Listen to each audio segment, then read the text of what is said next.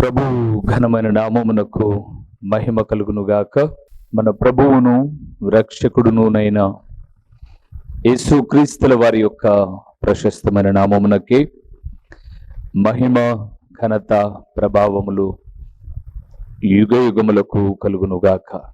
సర్వాధికారి అయిన దేవుడు ఆయన గొప్ప కనికరమును బట్టి మరొక శ్రేష్టమైన శుభదినములో దేవుని విలువైన పరలోకపు సంగతులను మనము ధ్యానము చేయుటకు ప్రభు ఇచ్చిన ఈ గొప్ప సదవకాశంను బట్టి దేవాది దేవునికి ఎంతగానో కృతజ్ఞతాస్తుతులు చెల్లించవలసిన వారుగా ఉన్నాం. అదే సమయంలో ప్రతిదినము దేవుని వాక్కు ద్వారా ఆత్మీయముగా బలపరచబడుతూ ఉన్న దేవుని ప్రియబిడ్డలైన మీ అందరికీ కూడా ప్రభు అయిన యేసుక్రీస్తు పేరట శుభవందనములు తెలియచేయచ్చు ఉన్నాను. ప్రియులారా, మీరందరూ బాగున్నారు కదండి? మీ అందరి ఆత్మీయ క్షేమము నిమిత్తమై, శరీర ఆయురారోగ్యముల నిమిత్తమై మానక మేము ప్రార్థిస్తూ ఉన్నాం.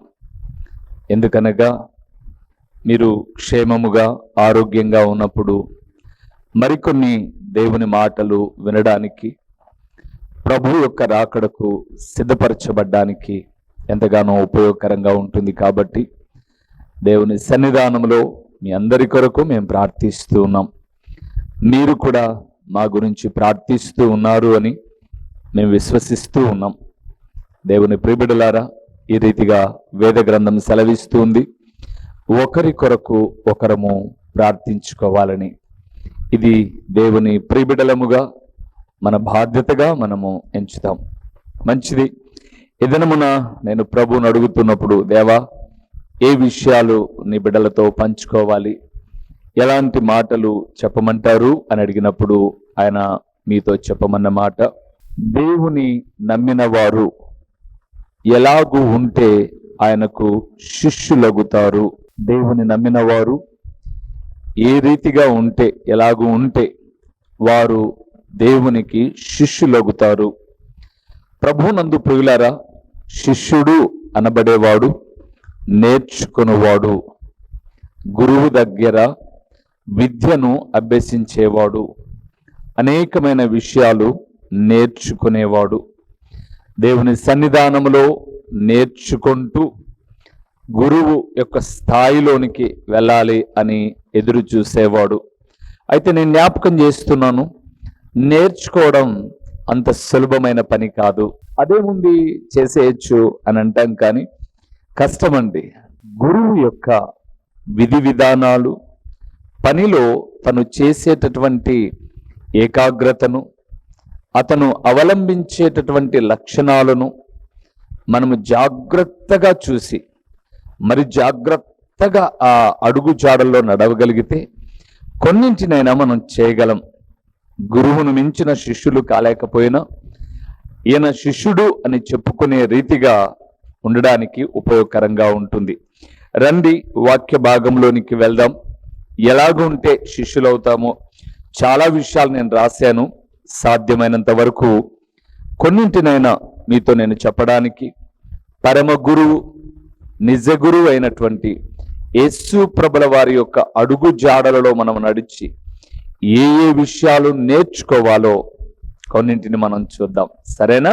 వాక్య భాగంలోనికి వెళ్దాం. యోహాను సువార్త 13వ అధ్యాయము 35వ వచనాన్ని నేను చదివించే ప్రతి చోట ఈ లక్షణాన్ని మన ప్రభువు కలిగి ఉన్నాడు, ఆ లక్షణాన్ని మనం కూడా కలిగి ఉన్నట్లయితే ఆయన శిష్యులమవుతాం మనం. రెడీనా? వెళ్దాం. 35వ వచనం 13వ అధ్యాయం యోహాను సువార్త. మీరు ఒకని ఎడల ఒకడు ప్రేమ గలవారైన ఎడల దీని బట్టి మీరు నా శిష్యులని అందరును తెలుసుకొందురనెను. బా, ఎంత బాగుందండి మాట! అద్భుతకరమైన మాట. సాక్షాత్తు సర్వేశ్వరుడైనటువంటి దేవుడు, సృష్టికర్త అయినటువంటి ప్రభు యేసు ప్రభుల వారు చెప్పిన మాట ఈ మాట. 35వ వచనాన్ని చూస్తున్నప్పుడు, మీరు ఒకని ఎడల ఒకడు ప్రేమ గలవారైన ఎడల దీని బట్టి మీరు నా శిష్యులని అందరూ తెలుసుకొందురనెను. దేవుని ప్రియబిడ్డలారా, యేసు ప్రభుల వారి శిష్యులము ఎలా అవుతాము అనంటే, ఆయనలో ఉన్నటువంటి ప్రేమ తత్వాన్ని, నా ప్రియ ప్రభుల వారు ప్రేమ అనే పదానికి సరైన నిర్వచనము, అర్థము అయిన వాడు ఆయన. ప్రేమ అని అనగానే ఎవరినో ఒకరిని చూపించి, ఈ లోకంలో ఉన్నటువంటి వ్యక్తులను మనం చూపిస్తే, ప్రేమ కొరకు లైలా మజ్నూలు అనబడే వారిని చూస్తున్నప్పుడు, సలీం అనార్కలి అనబడే వారిని చూస్తున్నప్పుడు, లేదా గొప్ప గొప్ప వ్యక్తులను చూస్తున్నప్పుడు, ప్రేమ కొరకు వారు ఏం చేశారు అంటే, తమ భార్య కొరకు ఒక అద్భుతకరమైన సమాధిని కట్టిన వారు ఒకరున్నారు. అది ఎంత అద్భుతకరమైన భవనమైనా అందులో ఉన్నది శవమే. ఆమె గుర్తుగా ఒక పాలరాతి చేత ఒక కట్టడాన్ని కట్టిన వ్యక్తులు, ఆయన కొరకో ఆమె కొరకో ఏదో చేసిన వ్యక్తులు, వారు ఆమె జ్ఞాపకార్థంగా నిర్మించిన కట్టడాలు. కానీ నేను ఆరాధిస్తున్న ప్రభు ఎలాంటి వారు అంటే, ప్రేమ కొరకు నిన్ను నన్ను ప్రేమించుచున్న దానిని బట్టి తన ప్రాణమును ఇచ్చినవాడు. మరలా చెప్పమంటారా? తన ప్రాణమును ఇచ్చినవాడు. ఈరోజు లోకంలో చాలా మందిని చూస్తున్నప్పుడు, గొంతు మీద కత్తి పెట్టు, ప్రేమించానని చెప్పు, లేకపోతే పీక్కొస్తా, ప్రేమించానని చెప్పు అని అంటే, అమ్మాయి ఇంకా చావుకు భయపడి ఐ లవ్ యూ అంటుంది కదండి. చావుకు భయపడి ఐ లవ్ యూ, ఇష్టం లేదు, చచ్చిపోతాను కాబట్టి ఐ లవ్ యూ అంటుంది. మరికొంతమంది ప్రేమించలేదని యాసిడ్ పోస్తున్న వాళ్ళు, తల్లిదండ్రులను కొడుతున్నవారు, శ్రమల పాలు చేస్తున్నవారు, హింసల పాలు చేస్తున్నవారు, వీరందరినీ ఈ లోకంలో మనం చూస్తున్నప్పుడు, ప్రతి ఒక్కరూ ప్రేమను ఆశించి, తమ దగ్గర నుంచి ఆ ప్రేమను ఆశించి భయపెడుతున్నవారు, బాధ పెడుతున్నవారు ఉన్నటువంటి ఈ లోకంలో నా ప్రియ ప్రభుల వారు ఒక్కరు మాత్రమే ప్రాణం పెట్టాడు. ప్రియులారా, ఏంటి అయిన గొప్పతనం? అదిగో రాయబడి ఉంది, నా ప్రియబిడ్డలైనటువంటి మీరు కూడా నా శిష్యులుగా పిలువబడాలి అంటే మీరు ఒకరిని ఒకరు ప్రేమింపవలసిన వారుగా ఉన్నారు. అందుకే ఆ 13వ అధ్యాయం యోహాను సువార్త 34వ వచనాన్ని కూడా మనం చూస్తున్నప్పుడు, మీరు ఒకరినొకరు ప్రేమింపవలనని నేను మీకు క్రొత్త ఆజ్ఞ ఇచ్చుచున్నాను, నేను మిమ్మును ప్రేమించినట్లే మీరును ఒకరినొకరు ప్రేమించు. ఒకరినొకరు ప్రేమించడం అలాగ ప్రక్కన పెడితే, ఈరోజు తల్లిదండ్రుల పిల్లల మధ్య ప్రేమ లేదు కదండి, అన్నదమ్ముల మధ్య ప్రేమ లేదు, ఆత్మీయుల మధ్య ప్రేమ లేదు, విశ్వాసులు సేవకుల మధ్య ప్రేమ లేదు. ఎంత దారుణం! బైబిల్ గ్రంథం సెలవిస్తుంది. నా ప్రియ ప్రభుల వారు 24వ అధ్యాయము మత్తయి సువార్త 11-12 వచనాలకు వెళ్తున్నప్పుడు, చివరి దినాల గురించి, రాకడకు ముందు గురించి మాట్లాడుతూ, అక్రమము విస్తరించుట చేత అనేకుల ప్రేమ ఏమైపోతుందట? చల్లారిపోతుంది అన్నాడు. దేవుని ప్రియబిడ్డలారా, మీరు యేసు ప్రభుల వారు శిష్యులు అని చెప్పుకోవాలంటే, ఆయన శిష్యులు అని పిలవబడాలి అంటే, నా ప్రియ ప్రభుల వారు చెప్తున్నారు, ఒకరిని ఒకరు ప్రేమించండి. యేసు ప్రభుల వారు చెప్పడం మాత్రం కాదు ప్రియులారా, నాలాంటి సేవకులు ప్రేమించండి అని చెప్పడం చాలా తేలిక. కానీ నా ప్రియ ప్రభుల వారు ప్రేమించే విధానాన్ని చూపించిన దేవుడు. చూపించాడండి ఆయన. తనను ద్వేషిస్తున్న వారిని, హింసిస్తున్న వారిని, ఆయన శత్రువులుగా ఉన్న వారిని, ఆయనను బహుబాధకు గురి చేస్తున్న వారిని ప్రేమించిన ప్రేమామయుడు ప్రభు అయిన యేసుక్రీస్తు. అందుకే యేసు ప్రభుల వారికి అనేకమైన పేర్లు ఉన్నాయి బైబిల్ గ్రంథంలో. యేసు క్రీస్తు, ఉన్నవాడు, అనువాడు, ఆశ్చర్యకరుడు, ఆలోచనకర్త, బలవంతుడైన దేవుడు, నిత్యుడగు తండ్రి, సమాధానకర్త, అధిపతి, ప్రార్థన ఆలకించువాడు, మహాగణుడు, మహోన్నతుడు, ఇవన్నీ పేర్లతో పాటు యోహాను మొదటి పత్రికకు వెళ్తున్నప్పుడు 3, 4, 5 అధ్యాయాలు అనుకున్న మరొక పేరేంటో తెలుసా? ప్రేమాస్వరూపి. నా ప్రియ ప్రభుల వారికి ఉన్న పేరు ప్రేమ స్వరూపి. ఈరోజు చాలా మంది ప్రేమమ్మ అని పేరు పెట్టుకొని ఉండొచ్చు. కొందరిని ప్రేమించవచ్చు, కొందరిని ప్రేమించకపోవచ్చు. కానీ నేను ఆరాధిస్తున్న ప్రభువు అలాంటి వాడు కాదు. సర్వమానవారిని ప్రేమించిన వాడు. అందుకే వేద గ్రంథం సెలవిస్తుంది, దేవుడు లోకమును ఎంతో ప్రేమించెను. యోహాను సువార్త 3:16 దేవుడు లోకమును ఎంతో ప్రేమించెను కాగా తన అద్వితీయ కుమారుని లోకానికి ఇచ్చాడు. ఎందుకొరకు? ప్రేమకు ప్రతిగా తన ప్రాణం పెట్టుట కొరకు. నువ్వు దేవుని ప్రేమిస్తున్నావా? ఏం చేస్తున్నావు ఆయన కొరకు? ఒకానొక దినానికి యోహాను సువార్త 21వ అధ్యాయంలో యేసు ప్రభుల వారు మృత్యుంజయుడే తిరిగి లేచిన తర్వాత పేతురుతో అంటున్నాడు, పేతురు, నీవు నన్ను ప్రేమిస్తున్నావా? ప్రభువా, నేను నిన్ను ప్రేమిస్తున్నాను ప్రభు. అయితే నా గొర్రెలను మేపు, అయితే నా గొర్రెలను కాయి. దేవుని ప్రియబిడ్డలారా, ప్రేమించేవారు దేవుని పనిని చేస్తారు. శిష్యులుగా కావాలి అనంటే శత్రువులను ప్రేమిస్తారు, తమ ఇంటి వారిని ప్రేమిస్తారు, అదే సమయములో దేవుని పనిని చేస్తారు. రెండవది, ఆయన శిష్యులు కావాలంటే ఏం జరుగుతుందో చూద్దాం, ఏం చేయాలో చూద్దామా? యోహాను సువార్త 8వ అధ్యాయము, రండి ప్రియులరా, 31వ వచనానికి వెళ్దాం.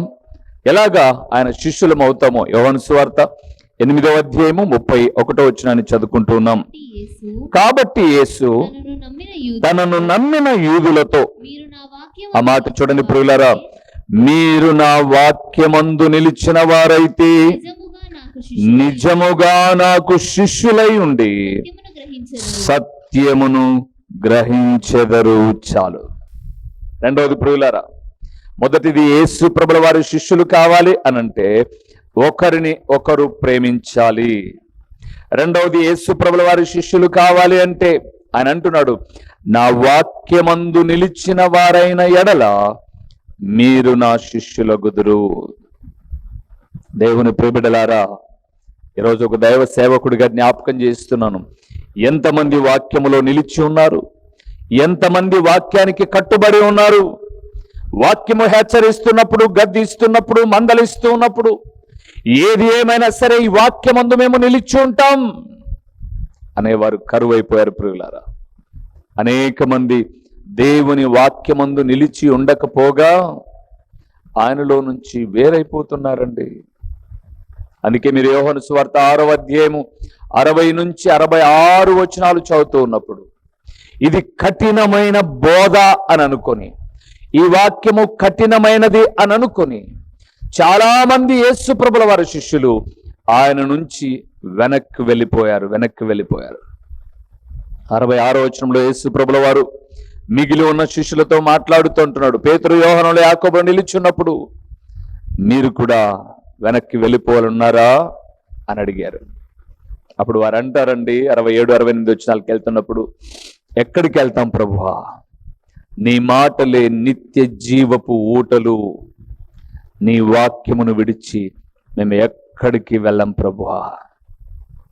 ఈరోజు ప్రభునందు ప్రియులారా, లోకమంతా వాక్యం ఉన్న చోటికి వెళ్ళట్లా. ఈరోజు అక్కడ కర్చీపులు అమ్ముతారంటే, అక్కడ నూనె బాటలు అమ్ముతారంటే, అక్కడ రోగాలు బాగవుతాయంటే, అక్కడ అద్భుతాలు జరుగుతాయంటే, ఇంకా దౌర్భాగ్యం ఏంటంటే అక్కడ అన్నం దొరుకుతుందంటే. నిజమండి. మా దగ్గరికి కొంతమంది స్త్రీలు వచ్చేవారు, మధ్యలో ఆగిపోయారు. నేను వాళ్ళ దగ్గరికి వెళ్ళాను. ఏంటమ్మా, ఏంటి ప్రార్థనకు రావడం లేదు? అన్న, మీరు 9 గంటలకు ఆరాధన ప్రారంభిస్తారు. మంచిదే. 11:30కు ఆరాధన అయిపోతుంది. మంచిదే కదా. 2:30 గంట చక్కగా పాటలుంటాయి, చక్కటి 2 సందేశాలు ఉంటాయండి మా దగ్గర. 2 సందేశాలు ఉంటుంది. ప్రతి వారము ప్రభు బల ఆరాధన ఉంటుంది. ప్రభు బలను గూర్చిన వాక్యం ఉంటుంది. అద్భుతకరమైన హెచ్చరికలతో కూడిన సందేశాలు ఉంటాయి. 2 సందేశాలు ఉంటాయి. పాటలున్నాయి, 2 సందేశాలు ఉన్నాయి. విసిగించే సందేశాలు కాదు, హెచ్చరించే సందేశాలు, పురికొల్పే సందేశాలు, బలపరిచే సందేశాలు. సంఘ క్షేమాభివృద్ధి నిమిత్తమై ప్రార్థన ఉంది. దేవుడు ధారాళముగా వారికి ఇచ్చిన దానిలో వర్ధిల్లిన వాటిలో అర్పణలు అర్పిస్తాం. దేవా, ఈ వారం అంతా నీ బిడ్డలను క్షేమంగా భద్రపరచని ప్రార్థన చేస్తాం. 11:30కు వెళ్తే 12:30, 1 వరకు హ్యాపీగా ఇంట్లో ఏదో దేవుడు ఇచ్చిన కాటికి అంత వండుకొని తినచ్చు. 11:30కి ఆరాధన అయిపోతుంది, మంచిదే కదా వెళ్ళొచ్చు అంటే. కానీ మీరు భోజనం బెటర్ కదన్నా. మేము అక్కడికి వెళ్తే వాక్యం అర్థమైనా కాకపోయినా 9 గంటల నుంచి 1 గంట వరకు మేము నిద్రపోయినా మమ్మల్ని ఎవరు లేపరు. కానీ 1 గంటకు మాత్రం ఖచ్చితంగా మందిరంలో భోజనం పెడతారన్న. చాలా బాధ వేసిందండి. హెబ్రీయులకు రాసిన పత్రిక 13వ అధ్యాయం చదువుతున్నప్పుడు భోజనమును బట్టి దేవుని పనిని పాడు చేయకుడి అని అంటే, అక్కడ భోజనం దొరుకుతుందని వెళ్తున్నాం అన్నప్పుడు ఇంకేం చేయాలండి? మేము భోజనం పెట్టాలా మేము? అంటే 11:30కు వంట చేసి ఇప్పుడు 10 గంటలకు ఆరాధన పెట్టి సాగదీసి ఏమేమో వారిలో ఆసక్తిని రేకెత్తించాల్సిన దానికన్నా, మీకు తెలుసు కదండి, పాఠశాలలు మన పిల్లలు పాఠశాలకు వెళ్తే 8:45కు పాఠశాలకు వెళ్ళారు అనుకుందాం, 10:30కు ఇంటర్వెల్ ఉంటుంది, 12:30కు స్కూల్లో వదిలేస్తే ఇంటికి వెళ్ళి భోంచేస్తారు. అవునా? కానీ ఈరోజు 9 నుంచి 1 గంట వరకు నో ఇంటర్వెల్స్. భోజనం పెడుతున్నాగా, కూర్చోండి. నేను వాళ్ళని అడిగాను, అమ్మ వాక్యం అర్థమవుతుందా? వాక్యం మీ దగ్గర బాగా అర్థమయ్యేదన్నా, కానీ అక్కడ భోజనం దొరుకుతుందన్నా. దేవుని ప్రియబిడ్డలారా, ఈరోజు వాక్యమందు నిలిచి ఉండేవారు కరువైపోతున్నారు. మరికొంతమంది అక్కడికి వెళ్తే స్థలం దొరుకుతుందట. సమాధుల స్థలం దొరుకుతుందట. అక్కడికి వెళ్తే చచ్చిపోయిన తర్వాత ఫ్రీగా ఇంటికి బాక్స్ పంపిస్తారంట. ఎంత దౌర్భాగ్యం అండి! నెలకొకరు చేస్తారా ఫ్రీగా ఇంటికి బాక్స్ రావడానికి? అక్కడికి వెళ్తే మన పుట్టినరోజులు వాళ్ళు ముందుగానే రాసి పెట్టి మన ఇంటికి కేకు పంపిస్తారంట. అక్కడికి వెళ్తే మమ్మల్ని ఎదురుగా కూర్చోబెట్టి మమ్మల్ని హెచ్చరించి పురికొల్పేటటువంటి సందేశం అని చెప్పట్లా. అక్కడికి వెళ్తే కేక్ ఉంది, అక్కడికి వెళ్తే చచ్చిపోయిన వాళ్ళకు పెట్టె వస్తుంది, సమాధులు పెట్టె. అక్కడికి వెళ్తే సమాధుల్లో స్థలం దొరుకుతుంది, అక్కడికి వెళ్తే ఆహారం దొరుకుతుంది. ఇవే అయిపోయాయి. కానీ అక్కడ చిన్న సంఘమైన దేవుని వాక్యము సమృద్ధిగా దొరుకుతుంది అని చెప్పేవాళ్ళు లేరు. కానీ యేసు ప్రభు ఏమంటున్నాడో తెలుసా? మీరు నా వాక్యమందు నిలిచిన వారైతే మీరు నా శిష్యులవుదురు. దేవుని ప్రియబిడ్డలారా, మొదటిది ఒకరి ఎడల ఒకరు ప్రేమ కలిగిన వారు శిష్యులవుతారు. రెండవది ఆయన వాక్యమందు నిలిచిన వారు శిష్యులవుతారు. మూడవది ఎవరు శిష్యులవుతారో చూద్దామా? మత్తయి రాసిన సువార్త 12వ అధ్యాయము 49వ వచనాన్ని, 12వ అధ్యాయము 49వ వచనాన్ని ఒకసారి మనం చూద్దాం ప్రియులారా. తన శిష్యుల వైపు చేయి చాపి, ఇదిగో నా తల్లియు నా సహోదరులను పరలోకమందున్న నా తండ్రి చిత్తము చొప్పున చేయువాడే నా సహోదరుడును నా సహోదరియు నా తల్లియు ననెను. చాలు. యేసు ప్రభుల వారు ఒక ఇంట్లో ఉండి దేవుని వాక్యాన్ని ప్రకటిస్తూ ఉన్నాడు. ఈలోపు యేసు ప్రభుల వారి యొక్క తల్లి సహోదరులు అక్కడికి వచ్చారు. వెంటనే ఆ గది అంతా నిండిపోయి ఉంది, మనుషులు నిండిపోయి ఉన్నారు. ఆయన వెంట వెళ్ళే సమూహం బాగు చేస్తాడని, స్వస్థపరుస్తాడని, ఆహారం ఇస్తాడని, ఏదేమైనా గుంపులుగా ఆయన దగ్గర సమూహం ఉన్నారు. ఆ గుంపును దాటుకొని వెళ్ళలేక తల్లి సహోదరులు తలుపు వేట నిలబడి వర్తమానం పంపించారు. చెప్పండి, యేసుప్రభుల వారికి మీ అమ్మ మీ సహోదరులు వచ్చారని.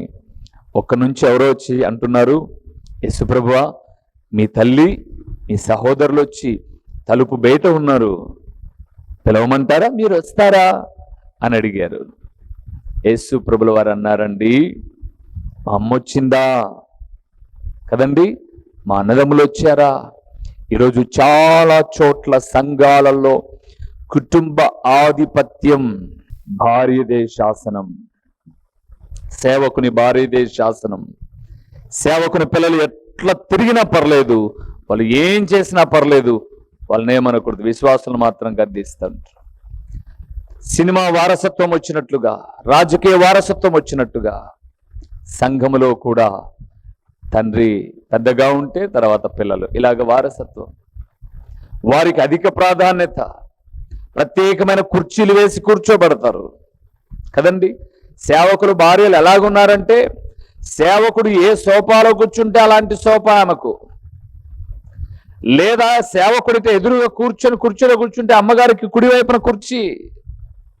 చాలా మారిపోయిందండి సమాజం. కానీ యేసు ప్రభులు వారు ఏమంటున్నాడు తెలుసా? ఎవరు నా తల్లి, ఎవరు నా సహోదరులు? దేవుని చిత్తము జరిగించువారే నా తల్లి, నా సహోదరులు, నా శిష్యులు. దేవుని ప్రియబిడ్డలారా, ఒకరినొకరు ప్రేమించువారు దేవుని శిష్యులు. రెండవది, ఆయన మాట్లాడుతూ వాక్యమందు నిలిచిన వారు దేవుని శిష్యులు. మూడవది, దేవుని చిత్తము చేయువారు మాత్రమే దేవుని శిష్యులు. ఎవరి చిత్తం చేయాలి? దేవుని చిత్తము. ప్రియులారా, ఈరోజు చాలా మంది సొంత ఇష్టాలు నెరవేర్చుకోవడం, భార్య ఇష్టాలు నెరవేర్చుకోవడం. ఆ మధ్య నేను ఒక మాట విన్నాను ప్రియులారా, అమ్మగారు ఏం చెప్పమంటే అదే చెప్తారంట అయ్యగారులు కొంతమంది. టోటల్గా అమ్మగారుల చేతల్లో హ్యాండ్ ఓవర్లు అంట. ఎంత దౌర్భాగ్యం అండి, చాలా దౌర్భాగ్యం.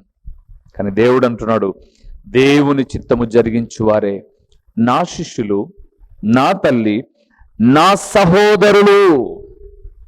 అవును ప్రియులారా, నువ్వు దేవుడికి శిష్యుడవు కావాలనుకుంటున్నావా? శిష్యురాలుగా పిలువబడాలనుకుంటున్నావా?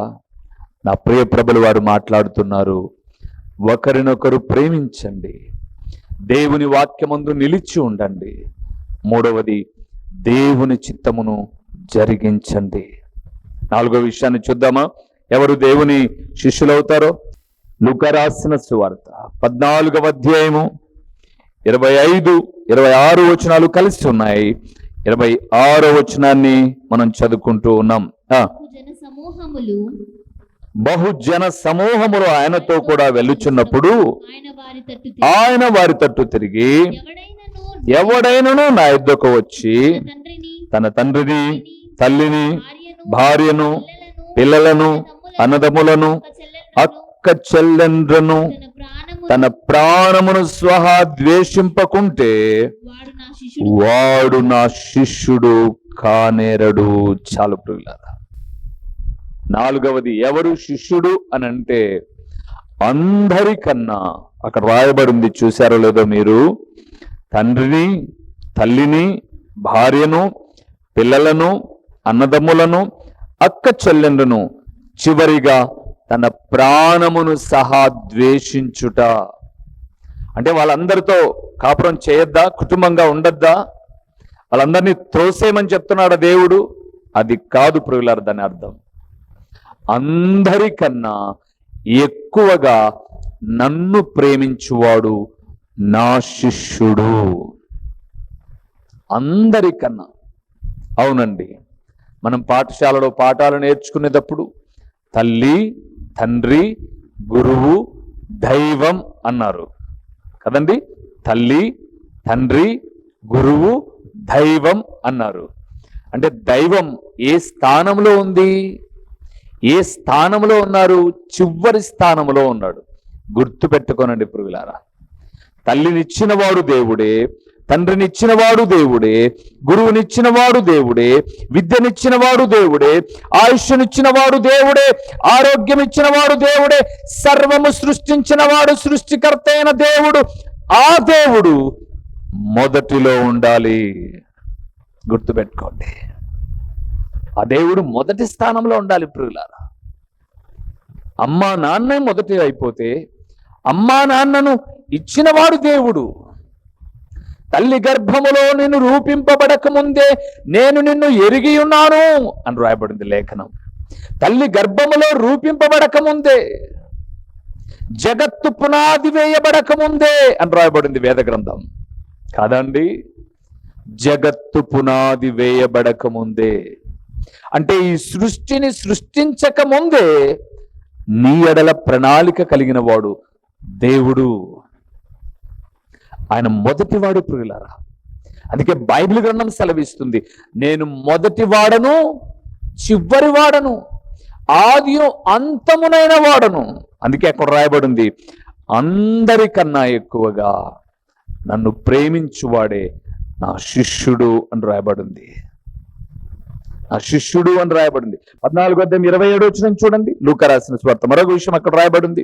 14:27 మరియు ఎవడైనను తన సిలువను మోసుకొని నన్ను వెంబడింపని ఎడల వాడు నా శిష్యుడు కానేరుడు. 5వ విషయం ఏంటో తెలుసా ప్రియులారా? దేవుని వాక్యం సెలవిస్తుంది, నా సిలువనెత్తుకొని. ఎంత చక్కటి మాట అండి.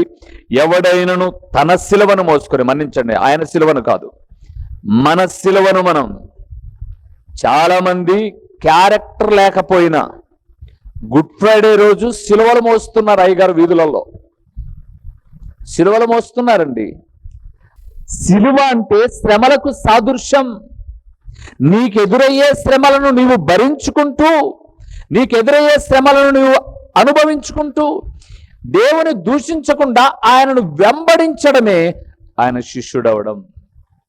ఎక్కడండి? ఈరోజు శ్రమలు వస్తే దేవుని దూషిస్తూ ఉన్నారు. చాలా మంది దేవుని తోలనాడుతూ ఉన్నారు. అది కాదు ప్రియులారా.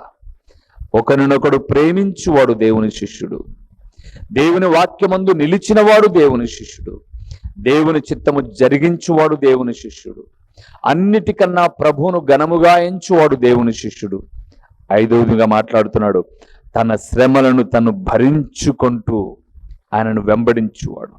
ఇంకా ఉన్నాయి. 14వ లూకా సువార్త 33లో తనకు కలిగినవన్నీ ప్రభు పాదాల చెంత పెట్టి వెంబడించువాడు, శ్రమల మధ్య ఆనందించువాడు ఆయన శిష్యుడు. దేవుని ప్రియబిడ్డలారా, ఈ వాక్యం వింటున్న ఆత్మీయులారా, నీవు నేను మనము ఆయన శిష్యులుగా ఉండాలని ఆయన కోరుకుంటూ ఉన్నాడు. ఈ లక్షణాలు కలిగి ఉందాం. ఆయన శిష్యులుగా ఆయన అడుగు జాడలలో ప్రయాణాన్ని కొనసాగిద్దాం. తలలో ఉంచుదామా? కళ్ళు మూసి ప్రార్థన చేద్దాం. దేవా, ఇట్టి యోగ్యతను భాగ్యాన్ని నేను కలిగి ఉండడానికి నీ కృపలో జ్ఞాపకం చేసుకొని ప్రభు ఎదుట శిరము వంచి ప్రార్థన చేద్దాం. ప్రేమ స్వరూపి, కరుణా సంపన్నుడా, మీ ఘనమైన నామమునకు స్తోత్రములు చెల్లిస్తూ ఉన్నాము నాయన. నేను నమ్మి ఏ గుణగణాలు కలిగి ఉంటే మీ శిష్యులమవుతామో, మీ లేఖనాలలో నుంచి మీరు సూటిగా మాతో మాట్లాడిన మీ విలువైన పరలోకపు సంగతులను బట్టి స్తోత్రములు తండ్రి. నాయనా, ఈ లోకములో విద్యను నేర్చుకునేటప్పుడు మాకు గురువులున్నారు, పని నేర్చుకునేటప్పుడు గురువులున్నారు, ఆయన కొన్ని పరికరాల ద్వారా పనులు నేర్చుకునేటప్పుడు గురువులున్నారు. కానీ జీవితము అంతటికి చాలిన గురువు నీవు తండ్రి. మీ శిష్యులముగా మీ అడుగు జాడలలో మేము ఎలాగ నడుచుకోవాలో, ఏ గుణాలు కలిగి ఉంటే మీ శిష్యులమవుతామో, మీరు పలికిన అత్యంత విలువైన పరలోకపు సంగతులను బట్టి స్తోత్రములు తండ్రి. విన్న మా ప్రియులు, ప్రకటించిన ఈ దీన సేవకుడు మీ శిష్యులుగా మీ అడుగు జాడలలో పయనించడానికి కృపనివ్వండి. ప్రకటించబడిన పరలోకపు సంగతులు వ్యర్థముగా పోకుండా సారవంతమైన నేలపడిన విత్తనము వలె 30 60 100 ఫలింపచేసి మీ ఘననామమునకు మహిమ ఘనత ప్రభావములు మీరు కలుగు చేసుకునమని ఎంతైనా నమ్మదగిన దేవుడవని మీకు స్తుతులు చెల్లించుకుంటూ యేసు నామములో అడిగి పొందియున్నాము తండ్రి. ఆమేన్. మా చిరునామా దైవజనుడు బ్రదర్ ఓ రూబేన్ గారు, క్రీస్తు ప్రార్థనా మందిరం, డోర్ నెంబర్ 1-10-386, నగరిగుట్ట, పులివెందుల, కడప జిల్లా. మీ ప్రార్థనా అవసరాల కొరకై సెల్ నంబర్ 9989067409.